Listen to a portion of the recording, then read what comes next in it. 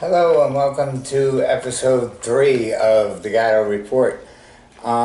Today I have some things I would like to go over about our relations with Russia. Now there's some things that you may or may not know, and what I'm going to try to do is I'm going to try to put them all in context for you. It's probably the biggest problem we have in the world today, according to people like Paul Craig Roberts and others that say we're on the hair trigger for a thermonuclear war. I'm going to go over some of the reasons why. I'm going to talk about how we got where we are and some of the reasons why we're at the place we're at. Okay, first thing I want to talk about is, I don't know if people have short memories, and some of you weren't around. Well, not enough to remember. What happened on October 8th, 2008, at the beginning of the Beijing Olympics, when Vladimir Putin got up and started wagging his finger at George Bush and stormed out of the opening festivities. The reason he did that was because he found out that Georgia, which at the time was a close ally of the United States and was being trained by the United States, Israel, and other nations, Britain, France.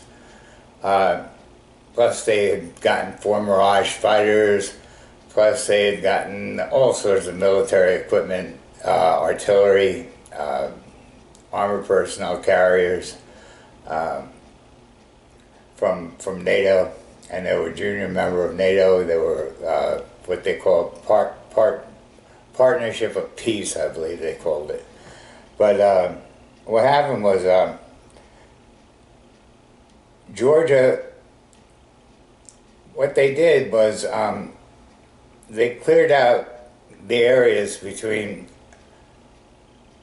Georgia and South Ossetia, and they took all the Georgians that were living on the border and moved them out about 4 days before October 8th. And what happened then was, and 4 hours, well, in the evening, Saakashvili, who was the president of the Georgian country of Georgia, said that all he wanted was peace with his South Ossetian neighbors. 4 hours later, they opened fire on South Ossetia, killing something like 66 Russian peacekeepers and hundreds of South Ossetians. Now, this has been going on since 1993, this conflict between South Ossetia and Georgia. And you have to look at this in larger terms. South Ossetia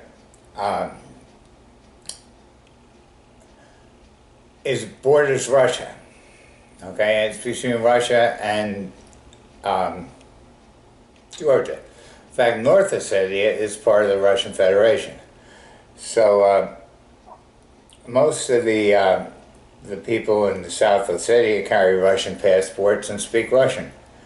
It's a little like the situation in the 2 easternmost provinces of Ukraine today, Donbass and the other one, I forget what the name of that is. But anyway, let me see what happened here. So what happened was, when the hostilities took place, they just started shelling and shooting and brought tanks in and everything else into South Ossetia. And what they were going to do was they called it Operation Clear Field. And what they were going to do was clear it out of South Ossetians. And Russia got wind of it, and within 2 days they sent an army through a tunnel and pushed the Georgians out. In fact, pushed them all the way back to Tbilisi. and actually humiliated them. Even though they had the American weapons, American training, it just was no match for the Russian Federation's firepower. And Shakazuli was humiliated. So now the United States media said that it was the Russians that started the war. McCain said it. Condoleezza Rice said it. Bush said it. I mean, come on. Like they say all the time, oh, it's not our fault, and we didn't do it. You know, it was the Russians that did it. Yeah, okay. It wasn't the Russians that did it. I wrote an article way back then through independent media. I went in and I started researching it, and the day after it happened, I wrote an article and said that no, it wasn't the Russians, it was the Georgians that started it. And you can still look that up on Op-Ed News. So anyway, basically that's what I want to say about Georgia. Okay, the second thing I noticed was during the Sochi Olympics that the mainstream media just couldn't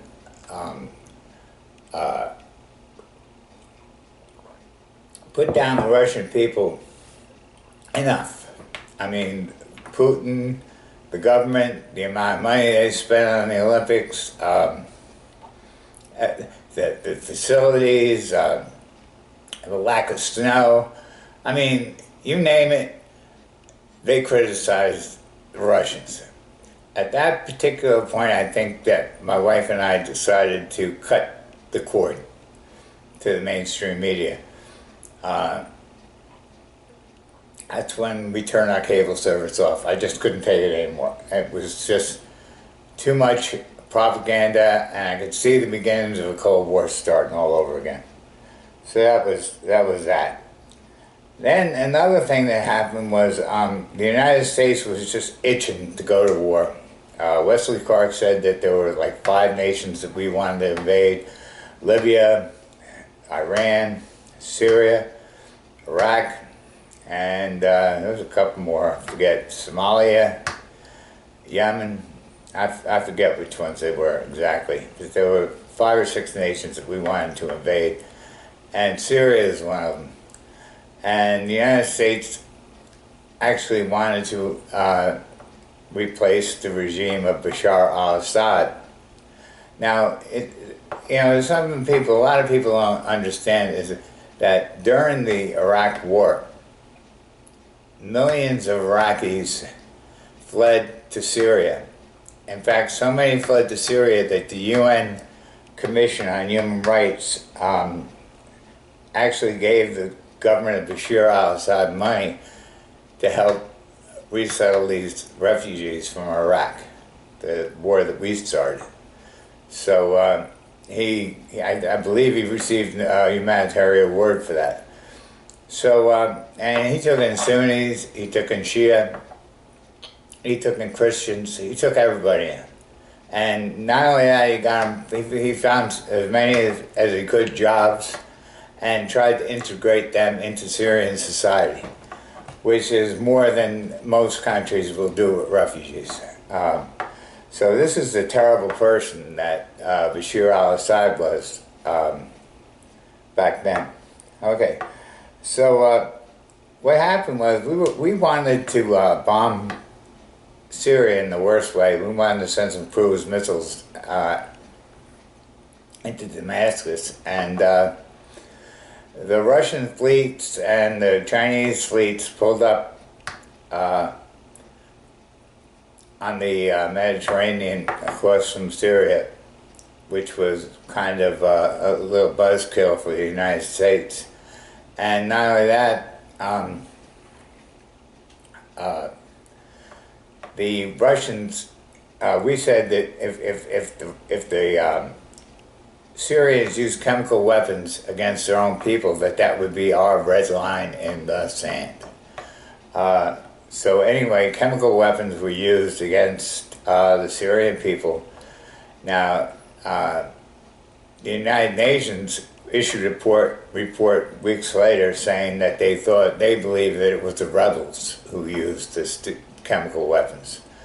But at the time, our mainstream media constantly told us that it wasn't the rebels, it was Bashar al-Assad, the dictator in Syria. I never forget Scott Pelley, the dictator in Syria. The guy was elected twice. He was an ophthalmologist. Dictator, maybe he is now, after all the trouble he's had in this country. Now, and something else about Syria, too. All these fighters that supposedly this came out of the Arab Spring. Now, this didn't come out of the Arab Spring. These are all fighters that came from Libya, that came from Bahrain, that came from Qatar, that came from the United Arab Emirates, that came from Saudi Arabia. These are all jihadists. These are professional mercenaries that are trained and paid by the United States, Saudi Arabia, Qatar, and the United Arab Emirates, and all the other monarchies that infiltrate the Gulf, the Persian Gulf, and the Gulf Coast, and Middle East, and all these monarchies. Now, they don't like Bashar al-Assad because he's a secular leader, and they are more comfortable with either religious theocracy or a monarchy. So they don't like a secular leader, just like they don't like a secular leader in Egypt. They don't like one in Libya. They don't like one in Syria. So that's that. Okay, so then Russia came out and said, look, this is Lavrov. By the way, I remember Hillary Clinton telling Lavrov he was on the wrong side of history. Like she has any right to tell somebody that they're on the wrong side of history. Anyway, she's on the wrong side of history. So anyway, the Russians said that we will take Syria's chemical weapons and we will safely dispose of them. And not only that, but the House of Commons voted not to grant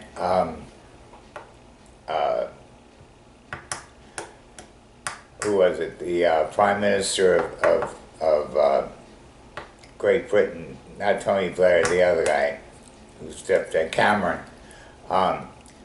They voted not to give him authorization for force in Syria.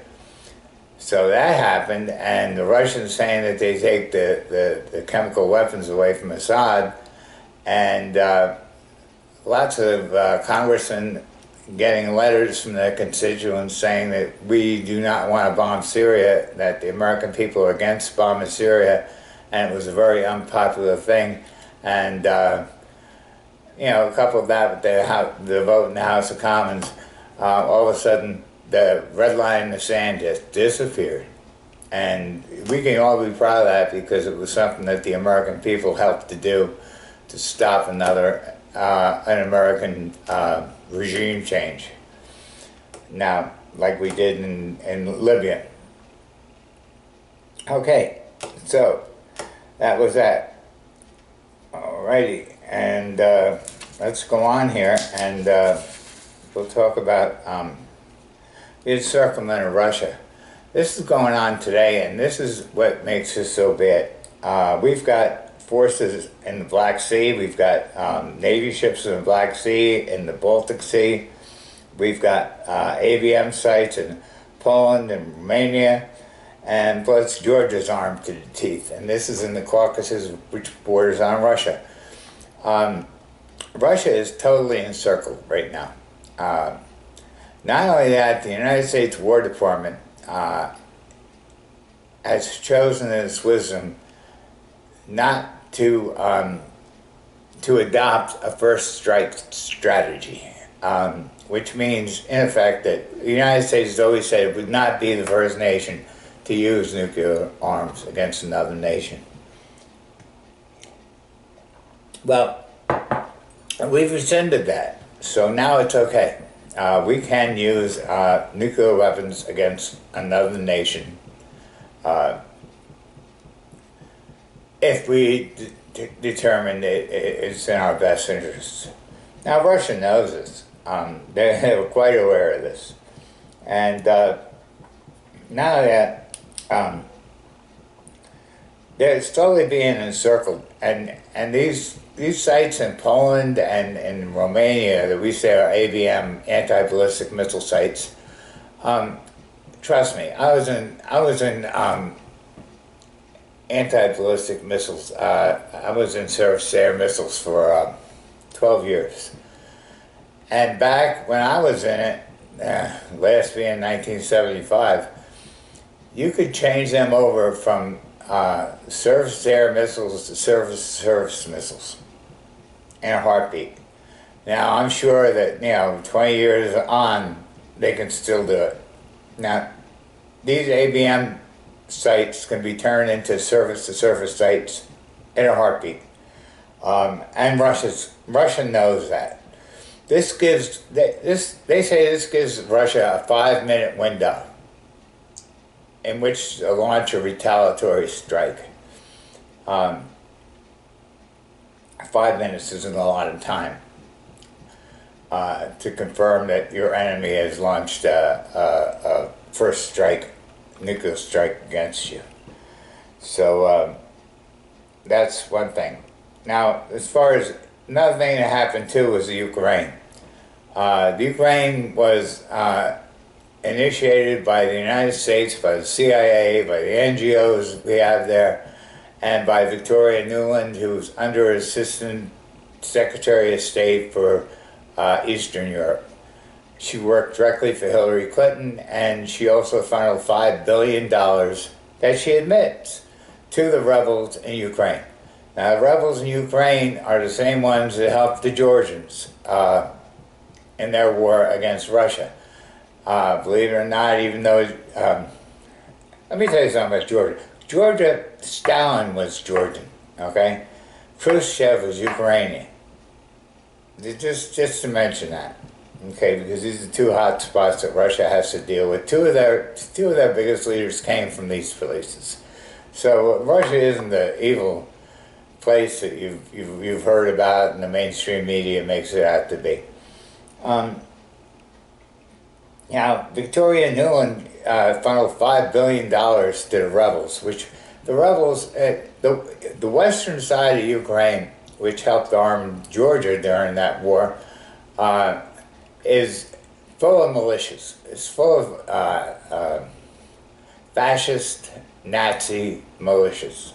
The western part of Ukraine has always been full of fascist militias. In fact, during World War II, the Russians fielded not one, but 2 SS divisions and other divisions and fought on the German side against Russia. So Russia's got no love for Western Ukraine, even though Khrushchev himself was a Ukrainian. So anyway, this is Victoria Nuland's part, and she worked directly for Hillary Clinton. So you can see where I'm getting at. Between Syria, between Libya, between Ukraine, between NATO's encroachment on Russian sovereignty by the ABM missiles, all this stuff, you put it all together, and we are probably in a more dangerous situation than we've ever been in the history of our nation. So if you'd like to email me, my email is timgatto1, TIMGATTO1 at hotmail.com. This is the Gatto Report. You can get it by going to Tim Gatto on YouTube, and these reports will pop up. This is episode 3, and this is probably the longest one I've done. I tried to cover as much, there's still a lot to cover here. I could go into detail, but I gave you a basic primer on what's really going on here. Let's see, did I miss anything? No, I don't think so. But be aware and understand what our government's trying to make us believe, and understand that the lies and the things that they tell us. Because to be ignorant in this day and age could be a death sentence. And this is why I do the show. I'm making money on it. I'm not trying to get famous. I'm doing it because I can't write. And if I don't do something, I feel like I'm not doing anything at all. And, some people are just along for the ride, and I'm not one of those people. So I just want to leave you with, try to make the world a little bit better than when you got here, and check out my video tomorrow. Maybe I'll get into more detail about this, or maybe we'll talk about something else, but I'm sure it'll be interesting. So tell your friends. Just put Tim Gatto into YouTube and search YouTube for my latest video. Okay, thank you very much.